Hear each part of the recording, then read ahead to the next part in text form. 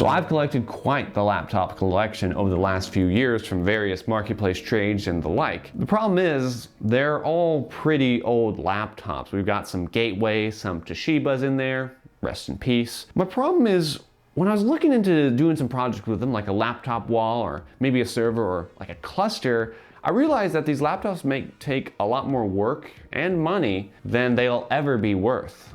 Are these computers destined to be e-waste? Now you might be wondering why I'm already throwing out that these laptops might be e-waste right at the start of the video.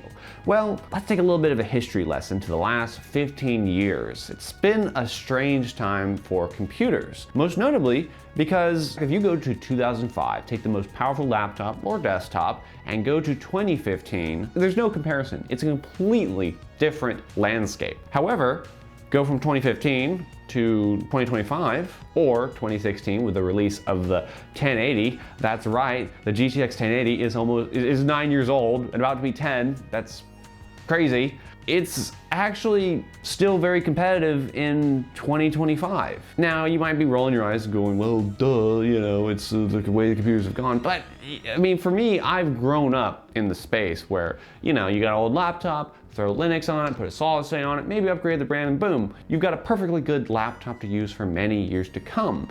But if you go basically past the 2010 era, maybe 2013, go down from there, this is where all these laptops fall into. And with DDR2 RAM, failing batteries, missing chargers, missing parts, and also lack of availability, because I mentioned that some of these computers are Gateway, Toshiba, which they don't exist anymore, you run into the issue of parts availability and just the cost of those parts. But before I get to the cost, the first killer for these is that web browsing is not a light activity anymore with the way YouTube is, Facebook. I mean, have you tried browsing Facebook Marketplace on a crappy computer? It won't load. If you try to load YouTube, it doesn't load. You know, okay, you might be able to watch a 10-second video over 5 minutes if you give it enough time to load, but that's not practical.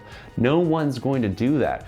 And the thing is, a lot of these laptops, because they're so old, they don't benefit from any of the hardware benefits. Even if you do like H.264ify on the browser, it won't work, which is also another problem. Because of the older hardware, a lot of these being 32-bit, you're gonna have to use older distros, and a lot of those distros don't support any web browser except for Firefox.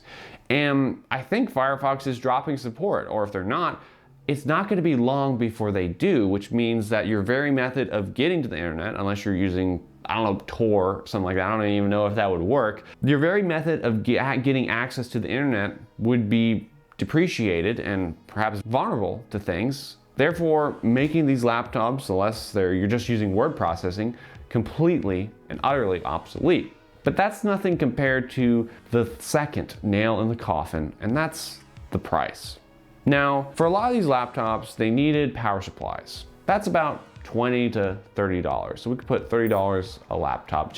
We're gonna go for the high end just because of prices fluctuate a lot. And some of these you can get remanufactured new, some of these are completely used. You have to buy used. Now, let's say none of these have drives, which they all have hard drives in them, but you're not gonna wanna use a hard drive if you're actually gonna try to fix one of these. Let's say $20 to $30 for that, so we're at 60 bucks. Now I know you could use a USB drive, but if you're actually realistically using this, you're probably going to want to use an internal solid state drive. Last but not least is batteries. Now you probably could get away with batteries, but if you're ever gonna do something like you found a laptop that has 2.5 inch drive base, you're kind of making a server, you want a battery. Also, like, if you're not gonna run with a battery in a laptop, just get an older desktop, or they're not expensive and you have way more versatility. But let's say laptop batteries, $30 to $40.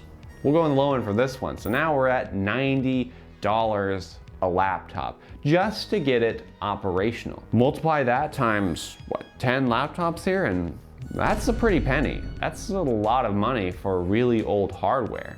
And if you go on Facebook Marketplace, Craigslist, eBay, you can find way newer hardware, and sometimes it already has Windows 10 Pro or 11 Pro on it, which, yes, I know, you're gonna flash it with Linux. That's just what we do around here, but you can find these things without having to do any of the setup, and they're cheaper. You save time and money. which is the ultimate killer for these laptops for me. I'm pretty busy, and so I mean, I like tinkering with stuff, but going through each of these and trying to fix them up, and one thing I want to clarify is this is not even talking about upgrading RAM or fixing issues with these laptops. I'm assuming when I throw all this stuff in, it's gonna work, which it might not, and that's a completely whole different conversation. The problem that it comes down to, for me, most of all, is the price just isn't worth it to fix this. Because you might say, well, you could sell them. No, you can't. No one's going to buy a 20 or 15-year-old laptop when they could go buy a 10 or 5 or 3-year laptop. You know, even if it's like a crappy Chromebook from the last 5 years, you know, as much as we like to hate on Chromebooks, one of those is infinitely more usable than one of these. You might disagree, but keep in mind, I'm taking this from the consumer laptop perspective. Sure, if you have an older gaming laptop, maybe even from like 2010, you might be able to use it, but for basic consumer laptops with Core 2 Duos, DDR2 memory, it's just not worth it. But I have an appeal. I want to make an appeal to you, the viewer. Do you know a YouTuber or some company that perhaps has a use for these? Right now, I'm planning on taking them to Best Buy, which is the only place that I know recycles hardware.